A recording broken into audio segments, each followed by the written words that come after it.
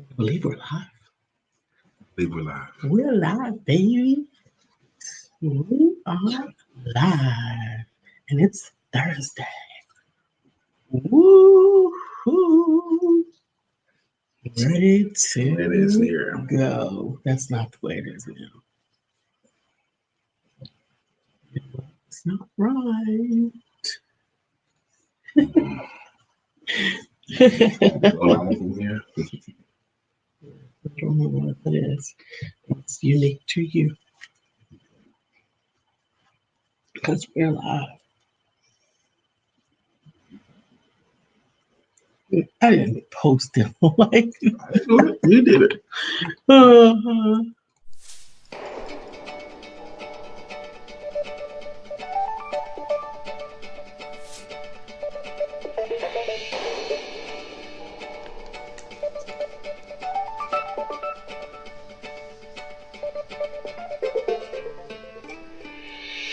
Good morning. My name is Brian McNeill. And I am Lisa Santiago McNeill. And thank you for joining us on our show, Let's Talk About It. We come to each Monday through Friday right here on the SIBN network, on iHeartRadio, YouTube, TuneIn, as well as Facebook Live. Good morning. Good morning. Good morning. Like. Like. Good morning. Good morning. How are you, folk? I could have worn a different color, actually. Ooh, I got some good steps in. I just got my notice yesterday. I got steps in. I didn't realize it. What are you talking about? 2,146 steps in. In what? In one day. Yesterday. Yeah. What did you do that you got that many steps in yesterday? I went to the supermarket. Hey, Don't try my face. I'm trying to think, because we sedentary now, pretty much. Unfortunately, but I walked around the supermarket. I walked from the car to the supermarket. I actually moved about. Yes, you did. All right, so good. Good morning to you guys. This is Thursday. My name is Brian McNeill, and this is... I am Lisa Santiago McNeill. And this is Let's Talk About It. You heard the intro. You know what we're doing here. We've been doing it since October of 2016, and we do have an interesting topic today. Yes, we do have an interesting topic today. Thank you so much, Dr. Deborah. Thank you, Brittany. I have been trying to wait on my hair to come in the mail, and when it didn't come in the mail yesterday, I just decided to make it myself. And today our topic is the 10 reasons storytelling is important. 10 reasons why storytelling is important. We're going to try to go through this. Now, I often say there are two types of people that love stories. Only two types of people that love stories. One of them is children. The other is... Wait. It's demonstrably proven that children love stories. You get their attention by telling them stories. You get them to stop doing other things by telling them a story. They're doing something you don't like, you start telling them a story, they turn in their chair to listen. Okay?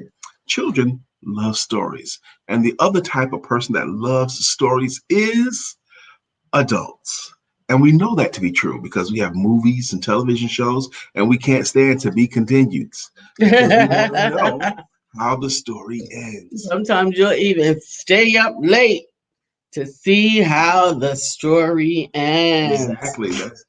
That's why, like watching a series, like when we're watching right now, For Life, they leave at a critical point where you don't know how the story ends, or the stories, and it can go either way. That entices us to want to watch another episode. Oh, we can't go to bed on that. We got to find out what happened. Right. The story, what compels. The story is what sells. Well, we're fishermen. Come with me. I'll make you fishers of men. A cool parable. By parable shall ye teach. So we're going to talk about what we come up with, 10 reasons why we believe that storytelling is important. Absolutely. So 10 reasons why storytelling is important in no particular order. Okay. Number one, to share, well, it would be nice if that was spelled better, but to share information. Yeah, share information. Let's see, I'll give us a story to share information about an event or how to do something. Absolutely. If you tell it in a story, just like we how we learned to tie our shoes, right? To tie our shoes, the story was the bunny rabbit went around the barn, up, around, and through, right? That was the little mini story to illustrate how to get those strings around and through and pull it. As a matter of fact, I have a video of Jade telling the story while she was learning how to tie Jane her. is now 13, I She think. is now 13 and she She was was what, 3. 4, 3 Yeah. when that happened? Yep. Lisa's, one of Lisa's nieces. Grandbaby. Grandbabies, okay. Lisa's grandbabies, the same thing. But I didn't have the bunny rabbit story to tie shoes. You know, I was from Brooklyn. We didn't play like that in Brooklyn. We ain't had no bunny rabbit stories. Good morning. Was it Shayna? Good morning. Good morning. Yvette. Good morning. Good morning, Miss Phyllis. How you doing, folks? Is that who else is here? We got Brittany, Dr. Deborah is here already. Good morning. How you guys doing? Absolutely. Beverly's on. Good morning. Good morning. Good morning. So we're going to talk about 10 reasons why storytelling is important. The first one was just to share information. Do it this way, and this way. That's fine. But does that stick? Does that compel? But if you tell it in a story, it sticks better. And it compels. Absolutely. What elements of a story you need? You need a conflict or a problem, solution, maybe have a person to be interested in. That makes a good story. Right. And then a outcome, a high to end on. Yeah. Because even if like, for example, I always go back to the case of the movie The Sixth Sense with Bruce Willis and a little kid. That movie was a snooze fest for 90% of the movie until the last 10% of the movie when I realized what was going on. Then the whole movie was better. That movie was a yawner until we discovered what was going on. I love that movie. The ending was great. That's what made the movie great. I love the whole movie because I love watching Bruce Willis do anything. And that little boy was so compelling in the story. It was really, really good. Beverly says she never heard the bunny rabbit story. Me neither. Dr. Deborah said, telling your story is actually the first step in the Get Free coaching program. Oh. Absolutely. Absolutely. Notice what she said, telling whose story? Your story. So number one is to share information. Absolutely. We got 10, so we're going to boogie. Absolutely. We're going to go a little bit faster today. The number 2 is to express values. To express values. When you're teaching your child about a value system in your family, why you treat people well, why you're nice, why you do these things, we often use stories. Sometimes we use allegory and sometimes we use anthropomorphism to illustrate animal stories. To illustrate why it's important to be nice, to be patient, to be whatever those things. To tell the truth. The story of the little boy who cried wolf. You know, when he really needed help, there was no help coming because he had cried wolf or told a lie too many times before. You know, that's a story with a meaning there, that a lesson, to transmute values, like Lisa just suggested. Absolutely.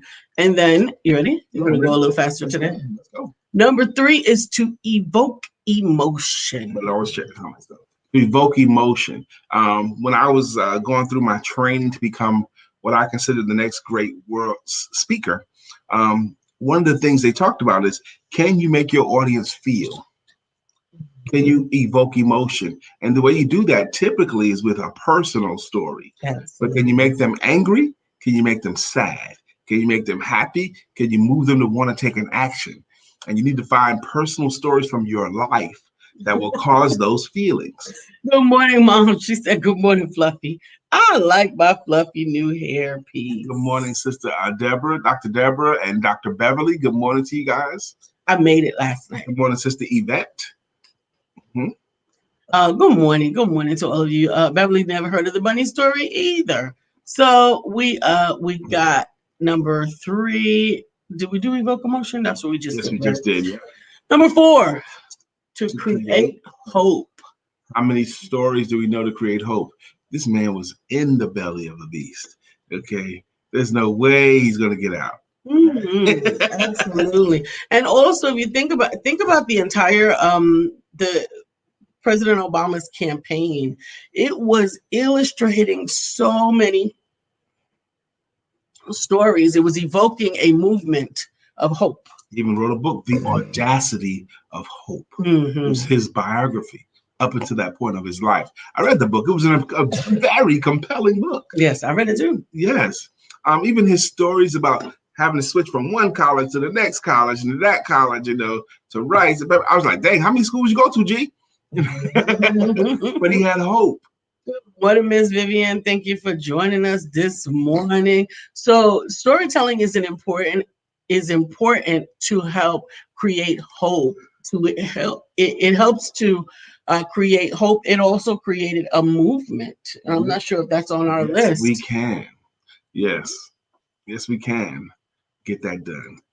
You know, um, it can illustrate a point, a rallying point. And I think that's one of the points later, actually. We'll get to that. Okay. Number 5, it can communicate beliefs. We believe this Communicate way beliefs. because. Right. Mhm. And all of those stories of hope, when I think of belief and hope, I think of also faith. And the stories, the biblical stories that were written to help communicate what faith is, the examples of Noah, of David, of Moses, those were to solidify and further communicate what we believe and why. Yes. So we've gone through 5 already. Lisa and I came up with 10 today. So let's recap the 5 we came up with, please. Mm-hmm.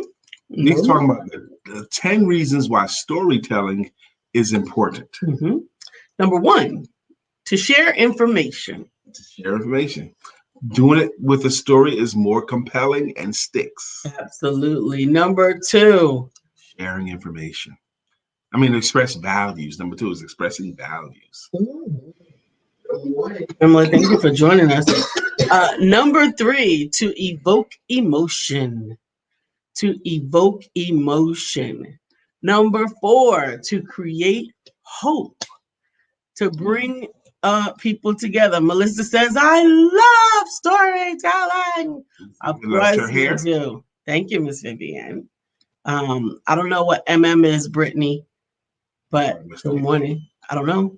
So we've got uh up to 5. We're number 5 is to communicate beliefs. Number 6. It's to sell. Okay. Again, I often say on here, and I still believe it, the 2 most important skills of life that have more to do with your happiness or sadness, success or failure, prosperity or poverty than any other skills.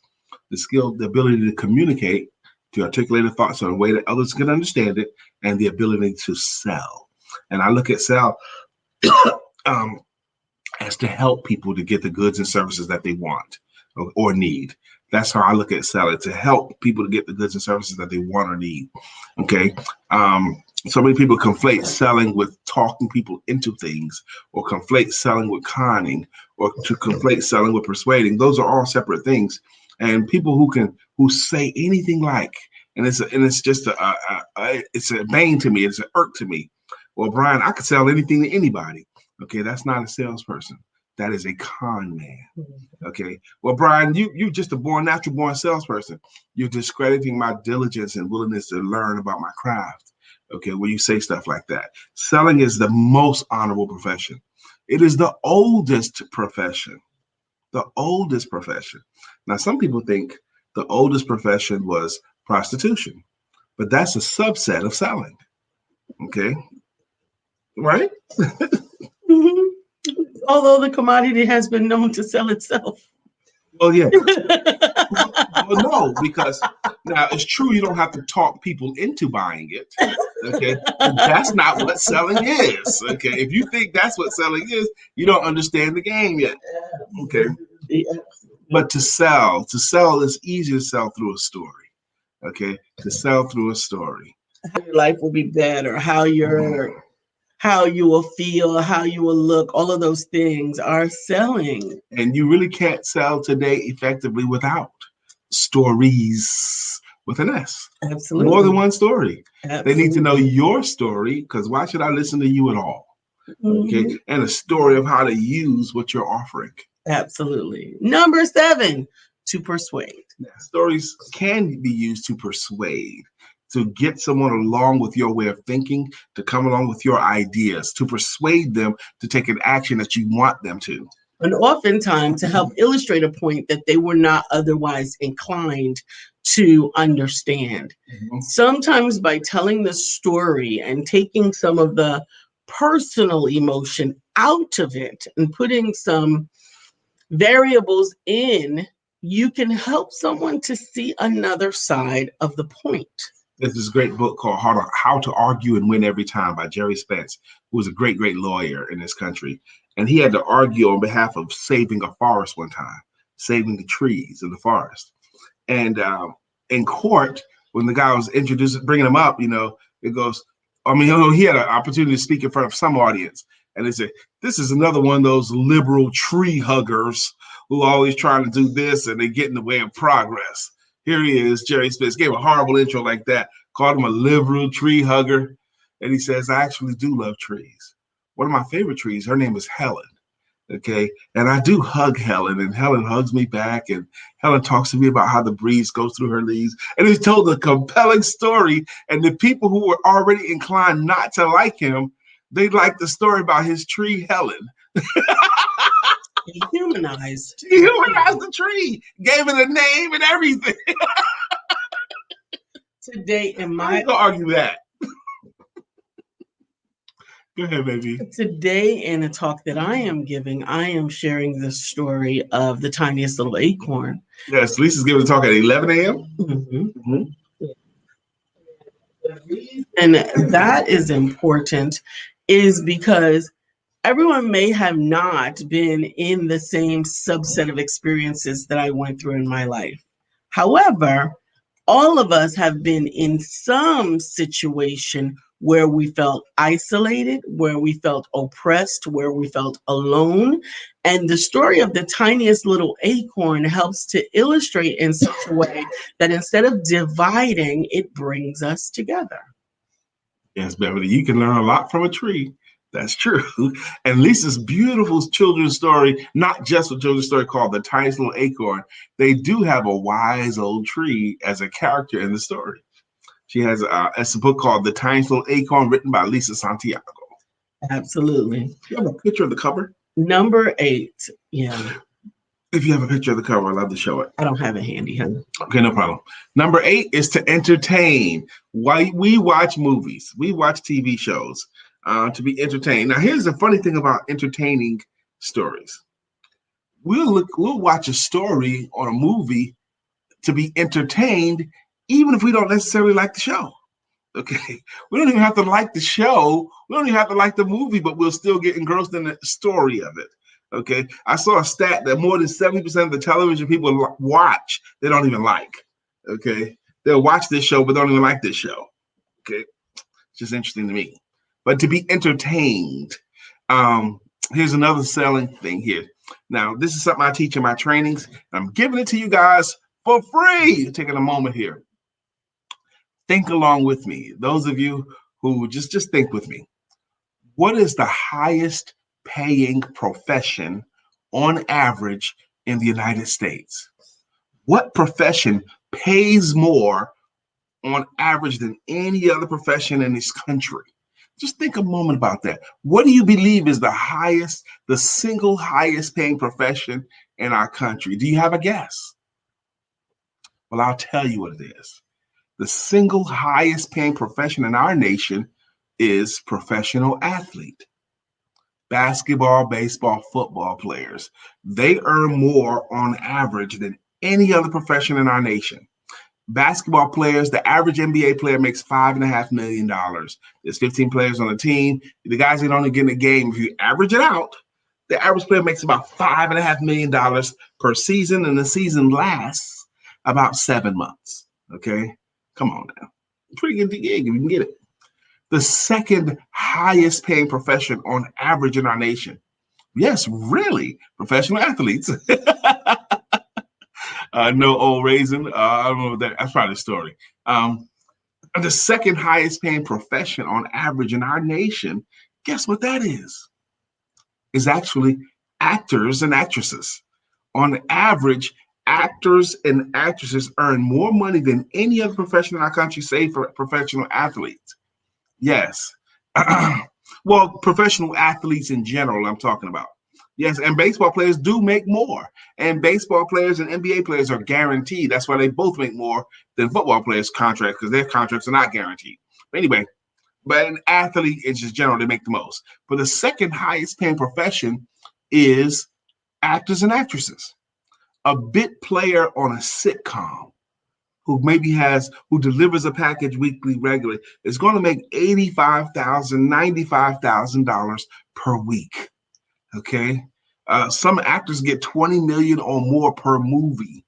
Now there are a lot of broke actors and actresses too. That's what they call waiters in Hollywood. Okay. Or servers now. But still, on average, actresses and actors make the second most money. And the third highest paying profession on average in our nation is sales. Sales. Airplanes to pencils. Sales. CEOs got their job most of the time through sales. Most of the corporate leaders came through sales. Sales on average is the third highest paying profession in our nation. And isn't it interesting that the three highest paying professions in our nation can all fit into the same category?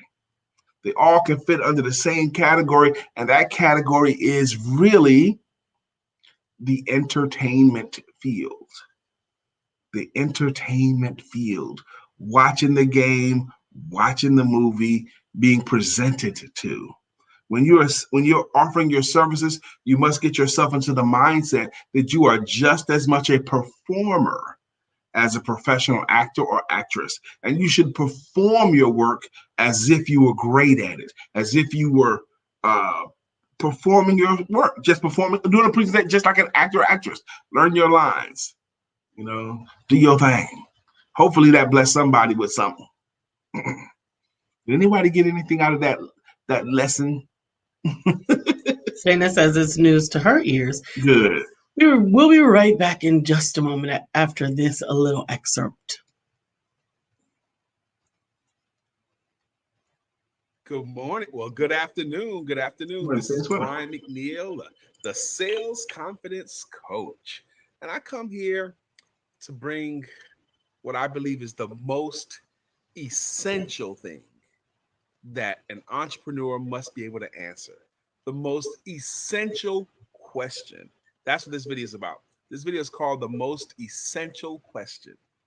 Now, if you're endeavoring to be an entrepreneur, if you're in business, if you have something to offer the world, you have something to sell, the essential question that you must answer is what problems are solved by you and your services? What problems are solved by you and your products? Can you answer that question simply? Can you answer that question in a way that anyone who hears your answer can understand it? Can you answer the question of what problems are solved because of you and your services? Can you answer that question in a way that you don't have to use industry jargon and it doesn't require the person that heard your answer to have an in-depth knowledge of what you do in order for them to understand it? Can you answer that question simply? What problems are solved by you and your services? There used to be an adage in this country, and the adage went, to succeed in business, find a hole and fill it. And if you just understand what that meant, that basically find out where the people have a need and provide for them that need. And then you can succeed in business. If you fill that hole, if you provide for them that need. I think that's still a bit true. However, you still have to sell and market. And the key question today, in my opinion, in the sales confidence coach's opinion, is what problems are solved by you and your services? Note how I'm wording this, because you, entrepreneur, you, my entrepreneurial friend, are a part of your services, and you're the biggest part of your services. So please include yourself. What problems are solved because you exist doing this thing that you're endeavoring to do for a business? Is there somebody that's healed in some way? Is there someone whose lives is improved in some kind of a way because of what you do? What problems are solved by you and your services. You must be able to knock that question out of the park. That you have to have a home run answer to that question of what problems are solved by you and your services. If you cannot successfully answer that question, it's going to be difficult for you to sell yourself and your services. So work on that. Again, my name is Brian McNeill. I am the sales confidence coach, and this is the most essential question that entrepreneurs must be able to ask and answer for themselves.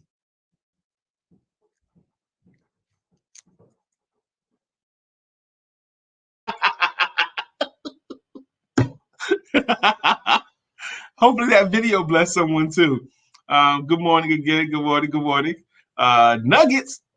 That's right, Shayna. Nuggets. A mindset to solve a problem. That's right. What about things that don't technically? What about makeup? Okay. What about nail polish? Does nail polish solve a problem? Mm-hmm. It looks pretty. Yeah, it doesn't just look pretty. Okay, what problems are solved? The nail polish strengthens your nails. It strengthens your nails. Okay, that does solve a problem. What about something that like for example, more than one pair of black high heel shoes? Why would you do that? Why wouldn't you do that? Because you only need one pair of black high heels. No, you don't. And there's different heights, there's different structures, there's different shapes. So they all solve a different problem? Yes, they all solve a different problem. I mean, I can't even believe you would say that. Like, okay, what problem is solved by fashion in general? Just fashion? Fashion sets you apart. Fashion establishes you as an individual. Fashion helps to help people identify who and what you are.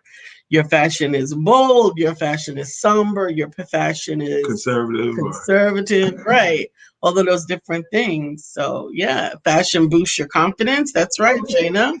Absolutely, absolutely. Yes, makeup solves problems and hairstyles as well. Yeah. Okay. Makeup could cover up blemishes. It could also protect your skin from the elements. It did not take much creativity for you guys to come up with answers to why is nail polish and more than one pair of high heel shoes and hair solve the problem. Okay. Oh my goodness. What problem solved by hair? So right now, the reason why I made this little hair piece is because my hair, I am growing my hair, but it's at that middle length that I would rather cut it than to wear it at the length that it's at. Okay. So I fast forwarded it by creating the little piece that is the length that I'm growing it to, so I don't have to wait for the length. So you created the look and the hair piece that you have on your head right now. Yeah, created it last night. You created it last night. I did a crochet. It's a crochet on a little piece of netting, and then I did a lot of crochets. Like individual hairs are on there, and then I put clips around the outside, and then you just clip it. Really gonna? No, I'm not gonna take it off. I'm just telling you how it works. I already have somebody who wants me to make them one. I said, listen, this is not another business. Listen, if you don't have hair and you want hair, go buy some. Well, I did. That was the other thing is I did buy some hair. I bought like 4 wigs because I wanted 4 different styles, and they haven't come in the mail. Melissa says, fashion makes you feel good. And that is important too. That is one of the main reasons why people spend any money is to feel better. Thank you, Shayna. She said it looks so natural. I love it. Thank you. That was the plan, but it is not natural. It's a piece and it's synthetic, and I made it in like an hour last night. So we've done 8 of the 10 that we came up with, I think. Or did we do all 10? No, we did 8. We did 8. Number 9. Mr. Unify. TY. Stories can unify. Absolutely. We're from this part of the country. We've been through this shared experience. We can tell a similar story. Mm-hmm. And if you can tell a similar story, that's a reason for you to connect. Absolutely. It's a reason for you to unify. Another one that we didn't have on there, aside from unify, is it also helps to bring about pride. Mm-hmm. It helps to bring about What pride. came to my mind too, since we've been sitting here talking, Mhm. more than just the 10 we came up with. Yeah. Uh, Stories definitely unify. Absolutely. We Definitely. realize how much more we are the same than we are different Amen. in stories. And I think that that's also how stories can be used to solve problems, particularly when there's division. When you turn the issue into a story and you take out the personal characters, but you put in the sentiments and the issues, then people can often see independently of how they might feel about that person or that person or Right, that person, what they might think of a situation. Converse is also true, though, meaning that sometimes when a story becomes more personal, even if it was the antithesis of what you thought that you believed, you find that you can learn how to believe it. I'm thinking about specifically, and I can't remember which president it was or politician, they were staunchly against homosexuality, staunchly, like vehemently negative and oppressive. And then their daughter was gay. Dick Cheney. Dick Cheney. And because of the twist in that story, right? Mhm. What happened is whoa, now it's not just a faceless person who I believe is, horrible. It's the face of my daughter. It's Yes. my daughter. Yes. Now I've got to look at this differently. Mhm. And that can unify.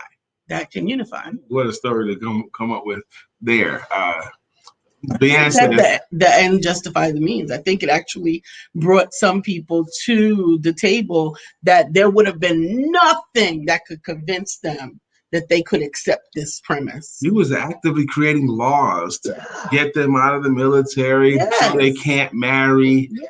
Everything anti, Absolutely. but your daughter. But the story brought it close. The story changed and it brought it close. And I think that has happened not only with people who found family members who they had to embrace, right? It has also happened in some racial situations where now a grandchild is born. Now I was against this race, I was against this whole thing, but now there is a brown child who looks like me. Yeah. Right? It's They're hard part of to me. I can't hate that as much. Yeah, hard to be anti your family, your child. Absolutely. There's grandbaby. Leanne says, you feel like you know where each other's coming from. Something in common. Mm-hmm. Good morning, Brother William. How you doing? Good morning, Bill. And that's right, Shana. It took a twist. Yeah. It took a twist. And sometimes those plot twists, those story twists are exactly what's necessary to help to persuade someone, particularly for the greater good. Plot twists also, think about movies. They make the movie better. Mm-hmm. They make the story better. Absolutely. Sometimes the whole story is about the twist, like the one that we're watching right now. For Life. For Life. The TV series. Yeah. Twist. Yeah, that plot twist. The whole story You're is about the hopeful. twist. You're hopeful this will happen, and then they throw a monkey wrench in the in the situation. Absolutely, absolutely. So today at 11 a.m. on the Empowerment Network, right here on the Empowerment Duo page, is a one-word conversations, and the word of the day is start. Start. And Bill Brown's special guest is Christy Simmons.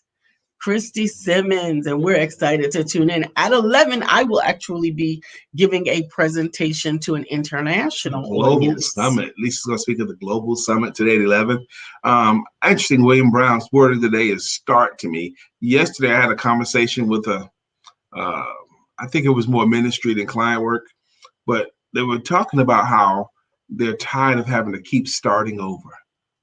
I'm tired of just always feels like I'm starting over again, and I'm starting over. And I said to them, very often when people are sick of starting over, one of the ways to fix that is to just stop quitting. Stop quitting so much. Stop quitting stuff. If you're sick of starting over, stop quitting so much. But understand that there is no shame in starting over. There's no shame in it. Yes. There's no shame in starting over. Sometimes life will come at you on all sides and you have to take a knee. And a knee is a pause. It's not a quit. A knee is a hold on, I gotta catch my breath. The 4 or 5 times in my business where I had to stop doing my business and take a job, okay, and get back into it. I remember the last one because I still wanted to do this so badly, but I needed stability like now. Now, I don't need stability in my life anymore. I don't care about stability anymore. Neither does my wife. We care much more about opportunity, of being free to do what we do, and opportunity to be successful. We'll take our swings, okay? And sometimes we'll miss. And sometimes we'll Yeah, hit. absolutely. I don't think that is a lack of desire for stability. It is just a higher tolerance for risk. Well, and a greater desire for opportunity than stability. I think Absolutely. stability matters, and if you want as much of it as you can get. But Oh no, I corrected you because sometimes I think you just throw stability. Wow, we don't need that. you want as much of it as you can get. But given a choice of opportunity or stability, I choose the opportunity. That's how I look Yeah, at it. I don't completely choose opportunity over stability. However, when I'm weighing out risks, I do have a high tolerance for risk, so it could balance with going towards an opportunity. But there's a little bit more balance in there. Not no tomatoes or tomatoes. I think you said the same thing I did. So, and I've been around you long enough to know how you feel about that. Oh, how I feel about you is what often helps me to be able to uh, accept even higher risk. Which is a compliment to me because Yeah, you're willing to. I take that as a compliment you should. because you're willing to accept more risk because you have confidence and faith that I'll deliver. And because I have confidence and faith in the importance of supporting you. Yeah, either way. No, either way. It is either way. It is either way because it doesn't matter. The thing is, we still got to go do our stuff. Okay, we still got to do our stuff. So do we get to 10? Yes. I think we got to 10. Oh no, number 10. It's to To lead. lead. Storytelling is a great tool in leadership. The leader, the effective leader, has to be able to articulate the vision of where we're going. And you do that in a story and make sure that everyone understands the story. And comes along with you in that storytelling process. Yes, that's the way to do it. Here's what we're doing. Here's what we're about. President Obama, we're about this, and this. This is the story of what I see. Joseph R. Biden, bringing us stuff back together, building back together great, better, building back better. The story, the unifying story. Okay. And for those who hear that story or see that vision with that person, they can be compelled to run with it or run towards it. William Brown, what is he saying? He said, I have a slightly different take. Many times when we're against something, it is not the thing or the person or the story. It's about fighting a belief pattern. Absolutely. Absolutely. When more information or story changes, your belief pattern changed. Yeah, absolutely. And I think that's what happened in the story that we were illustrating with the two scenarios, one being race and the other being sexuality. Mm-hmm. Let's delve into this a little bit more here. He believes that we're not arguing against the thing or the person or the story, but it's fighting the belief pattern. Well, that's what happened. It's still worn by the thing, right? It was worn by the person. When something that you're dealing with, it is I don't know if nebulous is the right word, is if it's not attached to a person, if there's no face to it, right, then you can hate that thing. And even if you're as a person who would otherwise be considered humane or reasonable, if there's no face, if there's no personal face attached to it, and it goes against your beliefs, right, then you can hate it vehemently. Keep it hate too. And you can keep that hate. Absolutely, you can keep that hate. But when it's humanized, Like my tree Helen. like your tree Helen, Yes. when it's humanized, it then becomes more difficult to express that hatred without seeming either unreasonable, without seeming human, Hmm. without seeming tolerant, patient, understanding, or educated. Where's our Melissa? Melissa Price, are you still here? Go to Thomas, please. Melissa Price, you still here? You know, I told the story a couple of weeks ago about the three trees. The story I told about the three trees. And the point of the story is, even though your life may not look like you wanted to at 1st, you can actually ultimately get what you really wanted. Right. Okay, even though it may not look. And when I told that story on here, Melissa Price made a comment. That's my new favorite story of yours, Paul B. Her new favorite story. Now, why was that story her new favorite story? Is it the message? Is it the way the story was told? Why? It's probably all of those things. It's probably all of the above. That I think that story illustrates for us that things are not always as they seem. I think that story, much like the story of you don't know, is this good or is this bad? That those both of those stories illustrate that it is very easy to make an assessment of something based on what you think is good or bad, what you think is right or wrong, but that time will show that you don't know. That's right. Dr. Deborah says, yes, no matter what the wrong is, when you add a face to the hate, it becomes more difficult. Right. I think so. I think it becomes more difficult Face, to reasonable. name. Mm-hmm. And if you spend any time around that person, oh, Or a life death situation. Those are things that can also change. I remember the illustration. Oh my God, I'm aging myself. All in the family.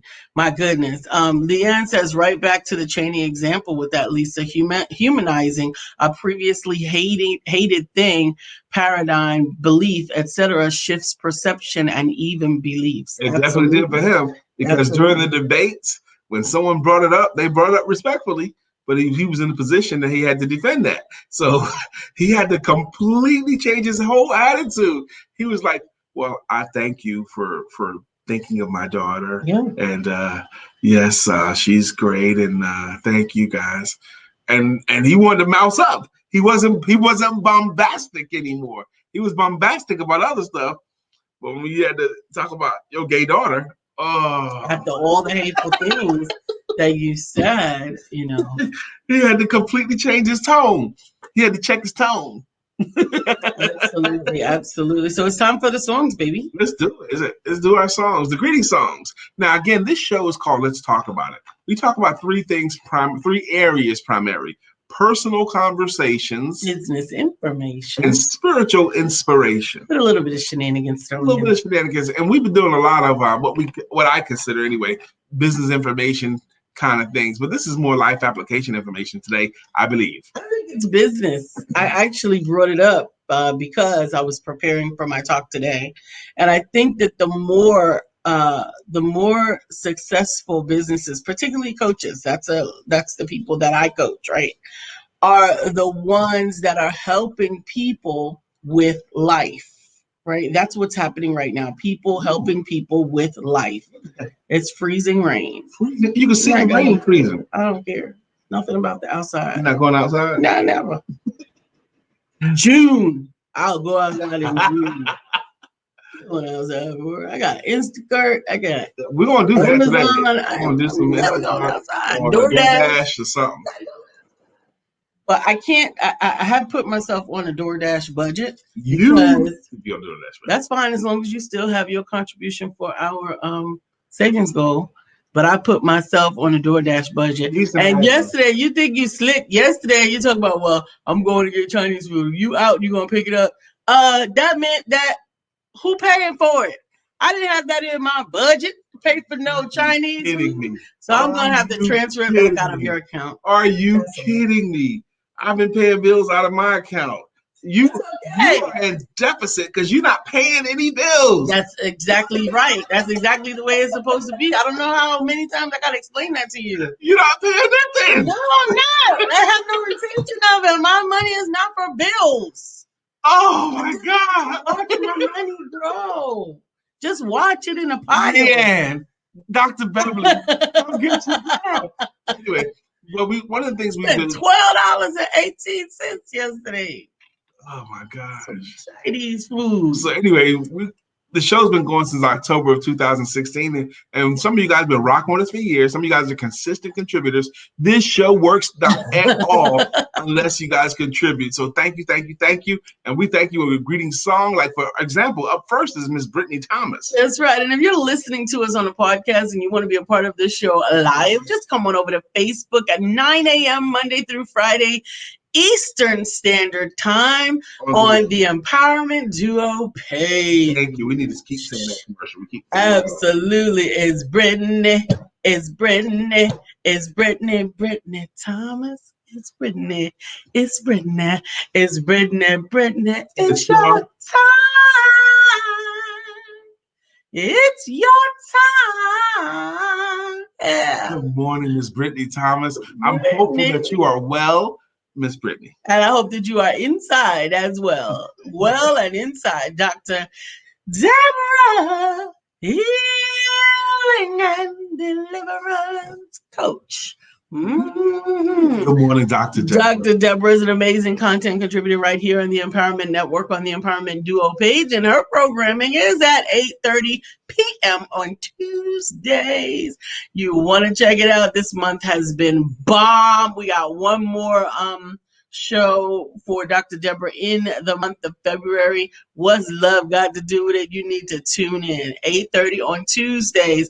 Dr. Beverly. Dr. Beverly is on the show. Good morning, Dr. Beverly. How you doing? Morning. Thanks for joining us and hanging out with us. Our friend Yvette is here. Dear Yvette. Dear Yvette. Dear Yvette. Dear Yvette. Good morning, Miss Yvette Goodrich. How you doing this morning? Shana, you got to come more often, and we'll develop a song for you. Miss Phyllis is here. So clear the way. Miss Phyllis is here. Now we can all have a great day. Good morning, Miss Phyllis. How you doing? Good morning, Miss Phyllis, and Miss Vivian's here. Vivian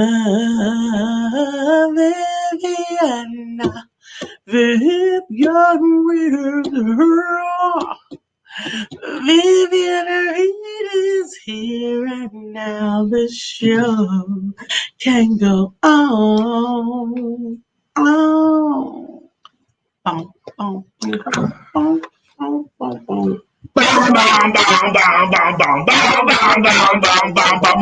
home. Now it's time for us to sing her song. Melissa's on. Good morning, Miss Melissa Price. Good morning, Melissa. Thank you for joining us today. Shamrika, don't we have to say about the Benjamins, baby? Tell me about the Benjamins, baby. Shamrika right. Crawford is here. How you doing? Shamrika will be with us on the show on Saturday at 4 p.m. with her book, Children Love Money. They just don't understand it. Just don't understand it. We are so excited about that book. And this is going to be the first time, I believe, that Shamrika is taking part in one of our showcases. Absolutely. Absolutely. Shamrika, Myra Foster, Village King, Kelly Little. We are going to have in the showcase before something. Yeah, children's book last year. Children's book in 18. 18, okay. Mm-hmm. Yep. We've been doing this for a little minute. 17. 17, yeah. Mm-hmm. And it's lit.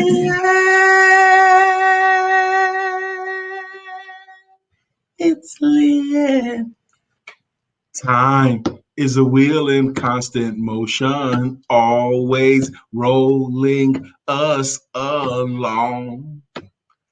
Tell me who wants to look back on their years and wonder where those years have gone. Good morning, Miss Leanne Cannon. How you doing? Leanne, we love when you swing through. Absolutely. Our friend William Brown is here, and good morning to our friend Bill. Nobody thinks like him still. We love him so, and we always will. Our friend Bill. Good morning to our friend Bill. How you doing, man? Good morning, good morning, good morning to all of you. We're so grateful. The songs that we have done this morning are people that are consistent contributors to this show. Mhm. They make these wheels turn. Absolutely, absolutely. Shannon says, yes, I'll be tuning in more often. I enjoyed your show. Thank you. Thank Shana, you. your contributions help make the show better. Absolutely. Shanrika will also be on One Word Conversation this Saturday at 11 a.m. And her word is wealth. What a wonderful word for Shanrika. Absolutely. What? She's going to be on the Bill show too? Awesome, awesome. I want to be a champion for Sister Shanrika because I believe in her book so much and her message. I believe in it so much. Absolutely. Now, Beverly said it's not cold. It has a not cold out here. So it's not cold out there. I don't know if that's what you meant, but I'm sure it's cold out there, but I'm not ever going to find out. I probably won't even know. I am disappointed it's cold outside because even though I have a space heater, I got some new sticks, man. I got me some new cigars. And I want to be outside smoking my cigar, and I don't want to be too cold. Nope, not going to. I'll probably miss today. It means tomorrow I'll be horny for a cigar. Okay. Oh, what an illustration. Baby, don't act like it's the first time you heard that before. Anyway. Yeah. Anyway. So today's still Thursday. It's a work day. Okay. It is a very busy work day, actually. I have we forgot to mention this other thing too. Lisa is going to give a global summit talk today at 11, which is a big deal, actually. It's a really big deal. But tonight at 6:30, Lisa and I, we're going to be interviewed as. I don't know what we're being interviewed. Are we giving a talk? What are we doing? No, on a panel? I don't know what your interpretation is. I don't know what it is. We're supposed to be something about couples working together. Yeah. Tonight at 6:30. Yeah. I think that's just it. So we might just be attending? I think so. Anyway. I thought we had to work tonight. Well, I'm glad we don't then. Anyway, good. I was saying that out here has a not cold label on it. Talk to Texas. Horrible. It is cold out there. My window looks freezing, but again, the rain looks like it's freezing rain to me. Okay. Yeah. I got leftovers from yesterday, so I'm excited about that. You got leftovers? That's going to be my breakfast, yes. I don't have any leftovers. You got no breakfast then? I have food in the refrigerator. What a blessing. What a blessing. One of these days this week, Lisa and I, we was giving thanks for a meal we were about to take, and that grace prayer turned into a long old prayer. It turned into one of those prayers. You don't want nobody to pray when you hungry. But honey, I'm glad we were on one accord because we just had to pray. We had to get it out. We were grateful, for the food and for the provisions for the food and the home and each other. And the thermostat and the fireplace and the kitchen and the roof over your head. Oh my goodness. Maybe some of you guys can relate to that. But we went in on the prayer. Beverly says, when are y'all going to do a food segment related to business? Well, I do a food segment related to business. Yeah, I do food all the time. Well, not all the time. Well, you used to. Yeah, I do cooking. Like I love to do little cooking videos or whatever. But food segment related to business, we're not in the food business, so we could have a guest that does. Yeah, I guess. Leanne says she's going to be interviewed tonight on Formula to Freedom. That's bit.ly/Formula to Freedom. Going to talk about how your body listens to your brain. Be careful what you say to yourself. Amen. And it'll be health related. That's interesting. Your body listens to your brain. Absolutely. Interesting. Absolutely. And good morning, Diva Catrice. Good morning, Catrice. Not only does your body listen to your brain, well, it's the same thing because I am very interested in thoughts like that, but I'm also interested in just how your physiology impacts your mood. Okay, like when you sit slumped over, next thing you know, you're tired and you don't feel like doing anything. But if you sit upright, you feel energized and ready to go. Just that simple physiological difference causes you to feel different. Absolutely. we were always told, get up, wash your face, and put some clothes on when you don't feel well, right? Go sit outside when you don't Put some feel sunshine well. on your Put face. some sun on your face, because the physiology is what's going to make a difference. It's also why I have a very close friend who might be watching. I fuss at her because if she's not going anywhere, she's not talking to anyone or going out, she won't put her face on and she won't get dressed, and she'll just stay how she just woke up, wash your face or whatever. But it's important, even if you are the only one looking at you, that you are able to see yourself confidently and in a happy, in a positive way. If you see yourself in a positive way, I realize that sometimes on the weekend I actually lose time because I over allow myself to be in this unproductive mode, Mm. and it makes a difference. I knew a lady. She told me this story about. She went through a season of her life where she wasn't doing her hair at all. She was just throwing a baseball cap and some basketball shorts and go out and t-shirt. Okay, this woman, she went through a season because she wasn't feeling real well about herself, and she was in ministry, by the way. She was just throwing a baseball cap and some shorts, basketball shorts, not even sexy shorts, like basketball shorts on a woman and a t-shirt, and go about her errands and go back home as fast as she could. Like, she didn't want to be seen. She didn't want to do her hair. She didn't want to put on makeup. She wasn't happy. Yeah. Okay. But when she took off the baseball cap and did her hair, it caused her to do the rest of her body too, and she came back to herself. Absolutely. Going back to Leanne's point, when you feel good, you smile. But when you smile, you will feel good too. It works both ways. Yes. It absolutely does. It absolutely does. But we're getting ready to get out of here. Make sure that you tune in to the Empowerment Network on the Empowerment Duo page right here at 10 a.m. Coffee Time with Coach Ja.